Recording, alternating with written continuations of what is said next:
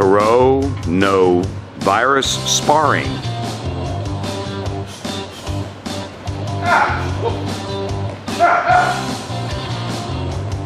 I got you. That one was clean. Coronavirus grappling.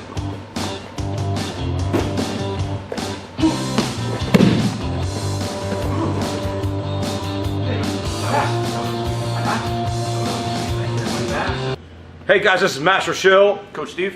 from Peak Performance, and you know, we're kind of joking with the coronavirus stuff about the corona sparring and the corona grappling, but we wanted to talk about, regardless if there's a coronavirus or not, the importance of cleanliness as a trainer. Regardless if you're doing a striking art or a jiu-jitsu or a grappling art, we want to make sure that you guys are doing that. So Coach, why don't you share with them some of the things on the jiu-jitsu side that are important? Yeah, just basics for jiu-jitsu hygiene. Just make sure your nails are clipped so you don't cut anybody. A lot of times, well, we all carry staph infection in our nails all the time. So if I have an ingrown hair or an open cut or anything and it gets scratched, even by my own hand, I can get staph that way, right?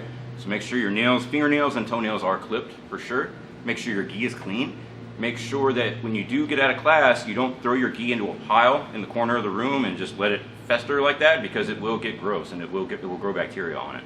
Make sure you hang it up whether you're going to wash it right away or not. Make sure you shower right after class. Make sure you shower within a couple of hours before class, preferably. Make sure you're wearing shoes and you go to the bathroom. That's a big one right there. Yeah, and here at Peak, we've actually got spare flip-flops. So for some reason, if you bring closed-toe shoes and you just need to use a pair of flip-flops to get off the mat to get into the bathroom, you can do that regardless of what art you're doing. Another thing regards on the striking side, we have sparring gear.